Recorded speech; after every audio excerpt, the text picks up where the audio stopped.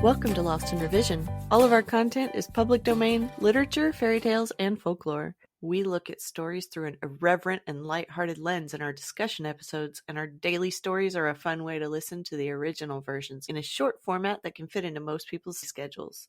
If you prefer to listen to full chapters, you can subscribe to our Patreon page. We just added a $1 option that provides early access and more. You can check the show notes for our Linktree page, where there are links to all of our public pages, ways to contact us, and all of our content. Our goal is to at least break even to cover our expenses, so any support that you can offer to help us reach that goal helps keep this podcast going and you entertained. All of our music is by Nathan Hubble and is used with his permission. Thanks, and enjoy the show. Robin Hood and the Tinker. Part 3. "I come from Banbury," answered the tinker. "Alas," quoth Robin, "I hear there is sad news this merry morn." "Ha! Is it indeed so?" cried the tinker eagerly. "Prithee tell it speedily, for I am a tinker by trade, as thou seest, and as I am in my trade, I am greedy for news, even as a priest is greedy for farthings." "Well then," quoth Robin, "list thou, and I will tell, but bear thyself up bravely, for the news is sad, I wot. Thus it is. I hear that 2 tinkers are in the stocks for drinking ale and beer." "Now a murrain seize thee and thy news, thou scurvy dog," quoth Tinker, "for thou speakest but ill of good men. But sad news it is indeed, gin there be 2 stout fellows in the stocks."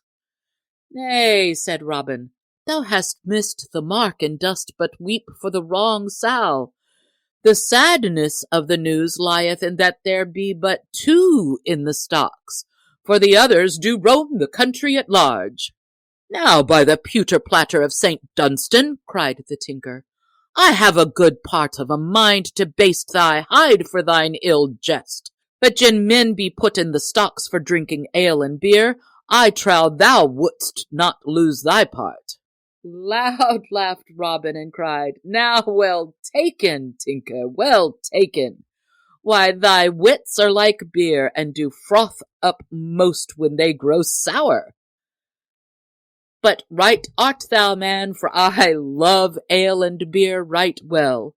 Therefore come straight away with me hard by to the sign of the Blue Boar, and if thou drinkest as thou appearest, and I wot thou wilt not belie thy looks, I will drench thy throat with as good home brewed as ever was tapped in all broad Nottinghamshire." "Now, by my faith," said the tinker, "thou art a right good fellow in spite of thy scurvy jests. I love thee, my sweet chuck, and gin I go not with thee to that same Blue Boar, thou mayest call me a heathen." "Tell me thy news, good friend, I prithee," quoth Robin as they trudged along together. "For tinkers, I ween, are all as full of news as an egg of meat." "Now I love thee as my brother, my bully blade," said the tinker, "else I would not tell thee my news. For sly am I, man, and I have in hand a grave undertaking that doth call for all my wits. For I come to seek a bold outlaw that men hereabouts call Robin Hood. Within my pouch I have a warrant, all fairly written out on parchment, forsooth, with a great red seal for it to make it lawful. Could I but meet this same Robin Hood, I would serve it upon his dainty body, and if he minded it not, I would beat him till every one of his ribs would cry Amen. But thou livest hereabouts. Mayhaps thou knowest Robin Hood thyself, good fellow." "Ay, marry, that I do somewhat," quoth Robin, "and I have seen him this very morn. But, tinker, men say that he is but a sad, sly thief. Thou hadst better watch thy warrant, man, or else he may steal it out of thy very pouch." "Let him but try," cried the tinker. "Sly may he be, but sly am I too. I would I had him here now, man to man. And he made his heavy cudgel to spin again. But what manner of man is he, lad? Much like myself, said Robin, laughing, and in height and build and age nigh the same, and he hath blue eyes too. Nay, quoth the tinker, thou art but a green youth. I thought him to be a great bearded man. Nottingham men feared him so. Truly he is not so old nor so stout as thou art, said Robin, but men do call him a right deft hand at quarterstaff. That may be, said the tinker right sturdily, but I am more deft than he. For did I not overcome Simon of Ely in a fair bout in the ring at Hertford town? But if thou knowest him, my jolly blade, wilt thou go with me and bring me to him?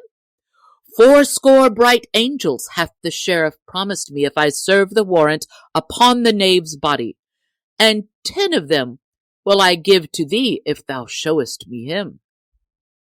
I hope you're enjoying the stories. We sure are enjoying creating this for you. If you go and sign up on Patreon, you can listen without having to hear me talking in the intro and outro.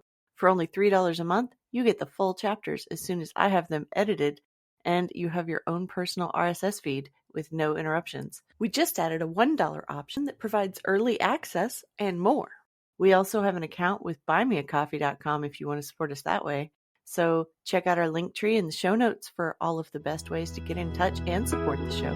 There's a lot more waiting for us all at the end of the road.